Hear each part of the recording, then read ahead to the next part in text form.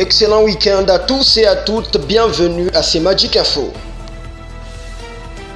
Commençons par cette nouvelle. La conseillère spéciale du chef de l'État en charge de la jeunesse lutte contre les violences faites à la femme promet son implication dans la recherche des solutions aux problèmes des étudiants de l'UNIKIN. En effet, Chantal Yelou Moulo a reçu le jeudi 9 janvier dans son cabinet de travail une délégation des étudiants de cette alma mater.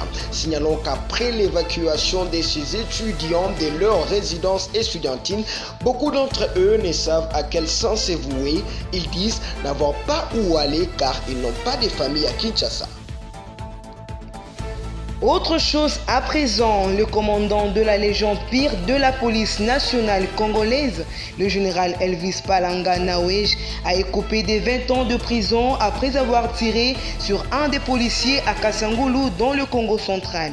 L'ancien commandant du district de Tchangou à Kinshasa avait été mis à la disposition de la justice militaire à la fin de l'année dernière après le décès d'un policier placé sous son commandement au cours d'une séance d'entraînement qui consistait à tirer la balle réelle sur vis-à-vis qui à son tour devrait esquiver. Malheureusement, cette opération a fait une victime.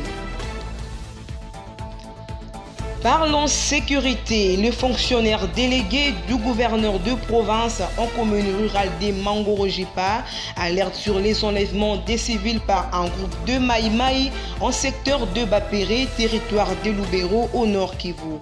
Joint par la rédaction de l'interview.cd, ce vendredi 10 janvier 2020, Yafali Debandoulou révèle qu'au moins 17 personnes sont déjà kidnappées à l'espace d'environ 10 jours. Parmi ces personnes, selon lui, figurent notamment des jeunes filles mineures, des jeunes garçons pour la plupart des élèves des Mangorojipa, chef-lieu du secteur de Bapéré. Coup de théâtre, oui, c'est un coup de théâtre auquel nous assistons désormais de l'affaire du Boeing ukrainien abattu à Téhéran, capitale de l'Iran, après avoir catégoriquement nié la thèse selon laquelle ces militaires ont abattu le Boeing 737 ukrainien, causant 176 morts, dont pour la plupart de citoyens canadiens. L'armée iranienne reconnaît avoir touché cet avion par erreur.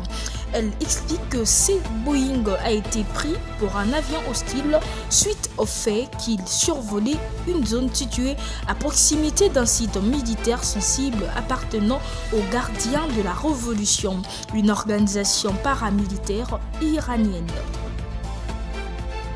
Terminons ce Magic Information avec l'actualité sportive. Pour permettre aux Léopards de la République démocratique du Congo de se mettre en jambe en prévision du championnat d'Afrique des Nations Cameroun 2020, la Fédération congolaise de football et l'association FECOFA va organiser à Kinshasa du 16 au 19 janvier au stade des Martyrs de la Pentecôte un tournoi entre 4 nations qualifiées au CHAN Cameroun 2020.